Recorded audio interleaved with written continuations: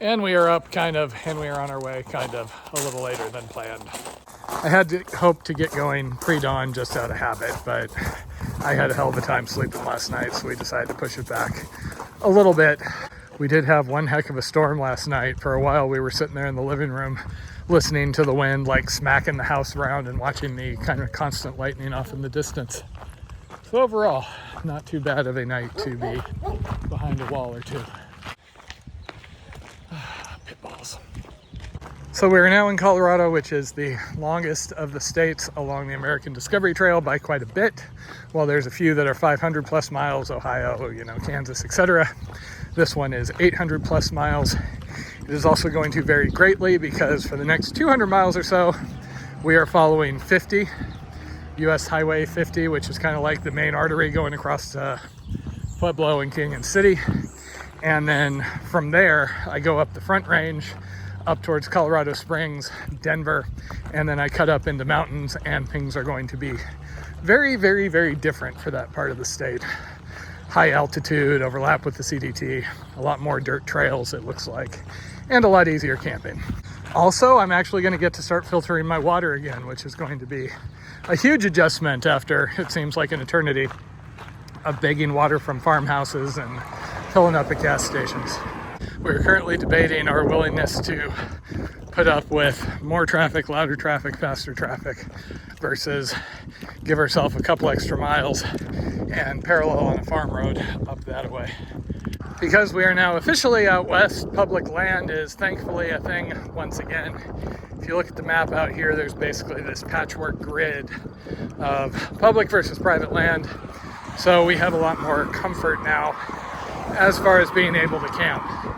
There is a patch right before Lamar, basically, where we could stay. There's even like a primitive campground there. However, it is a little close to the road and close to the rail, so we're currently kind of vacillating between staying there or hiking into Lamar and getting a hotel, which will stretch us to 28, 30 miles. We did have a few days that were closer to 20 just due to having to deal with the heat. So our plan is to kind of get sick of traffic really quickly and hike harder as long as we have this break in the weather. In a couple of days, the high is actually 68 degrees, which neither of us can really believe after the last couple of weeks. And the closer we get to the mountains, the further west we get, the better we're set up for the next heat wave because we're gaining altitude. And the higher you go, generally, the temperature is lower. So hopefully by the time the temperature gets back up in 5 days or so, we're in an area where it'll at least be a little easier, because if I do not have to take another siesta for the remainder of this trip, that would be very, very much fine with me. We are now also more where I feel like I'm in home territory. I have done a ton of hiking out west. I've just done a handful of hikes out east. So while the trail is going to get a lot wilder, a lot higher up, a lot less civilized, I feel a lot more comfortable with it.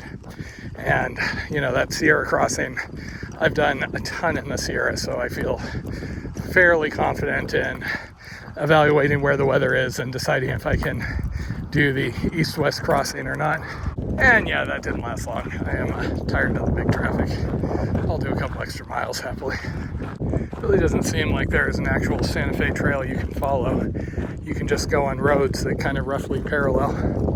And every now and then the map claims there are some wagon ruts you can see somewhere out here. Probably under all the alfalfa. So it looks like we're going to have this light spitting rain throughout the day. Huge change from last couple of weeks. Oh, what a difference a day or two makes. Yeehaw! Welcome to Colorado. You had me worried. I saw you coming back this way and I'm like, oh no, we went past it. No, just trying to capture your awesome rain outfit. Might just be the heat, but we've run into, or lack thereof, but we've run into a lot more unrestrained dogs since stepping over the state border. A little better than 50.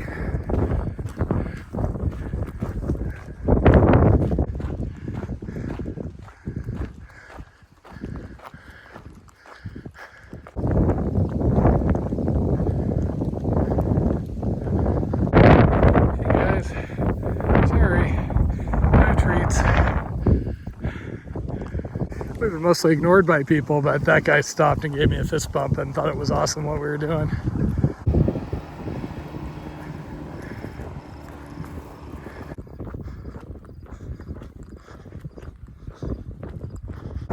Colorado corn and Milo. Totally different than, Kansas corn and Milo.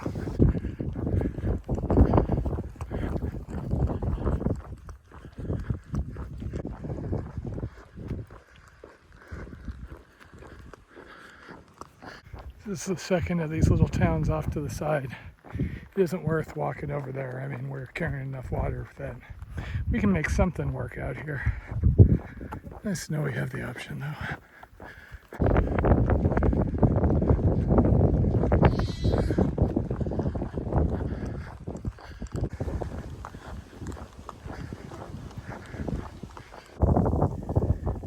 Currently looking ahead, trying to figure out where we can get a water fill up because our gallon is starting to dwindle here.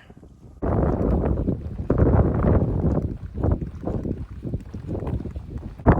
is the most unique and distinctive of the grasshopper varieties we've been seeing.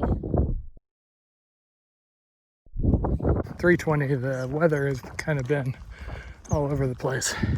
Got really hot for a bit and then the clouds came back. We are kind of in the market for water. We're down to a liter or less each from the gallon we left with. And we have not had the best luck. There's just not that many places here.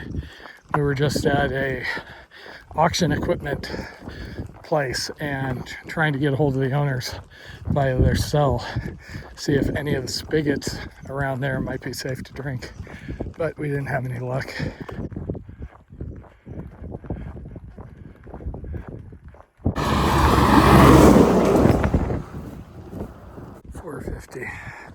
Still no luck with water, so we're conserving our last liter or so, trying to stretch it till we get to another house. Haven't had any luck finding any wells or any buildings with anything we can use. We're off for public land. Now if it only had a cattle trough or two. Okay, finally headed back down to 50. We have not been able to find any water since we started looking. So we've done about 26 miles on the 1 gallon we started with. We are really hoping this house up ahead is going to have something, otherwise we're going to have to probably walk into Lamar. Otherwise the hope is stop at the SWA at about 28 miles. I don't want to try and push it too hard and end up holding us back tomorrow.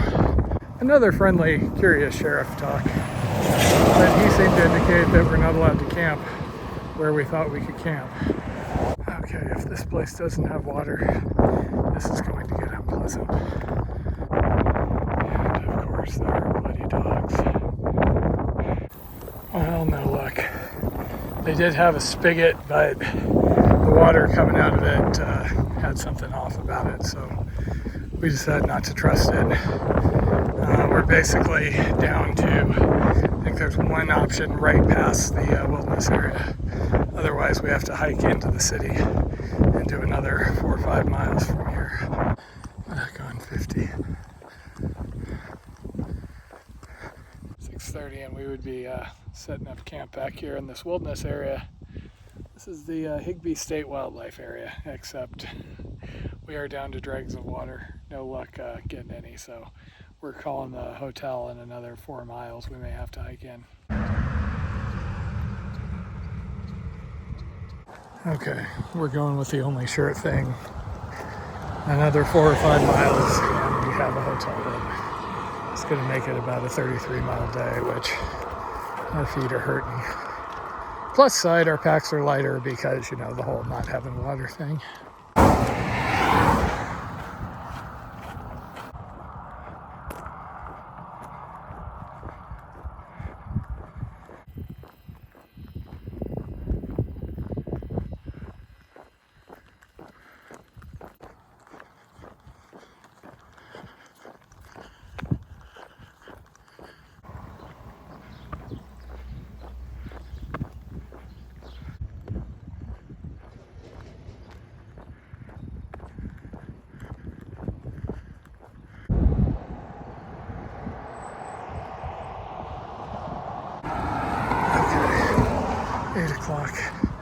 This motel up here should be us.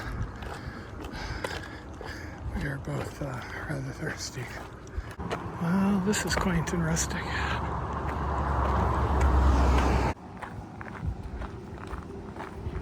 Fortunately, there was a Safeway right by the hotel, so I was able to run over and knock out both our resupply for the next 3 days, plus get some tortellini for dinner tonight, right before they close. Like Matt mentioned the other day, I was getting really sick of our trail food, so it's just nice to have some variety, some different types of trail mixes and things that we haven't seen at the Dollar Generals and Walmarts. Boba bars, which are something we really like getting at home, and these bars haven't seen in a while either. They're decent. Cooking a quick dinner inside the hotel room, and yes, we have determined through testing that it is safe to run the stove like this inside a hotel room as long as there is some amount of ventilation.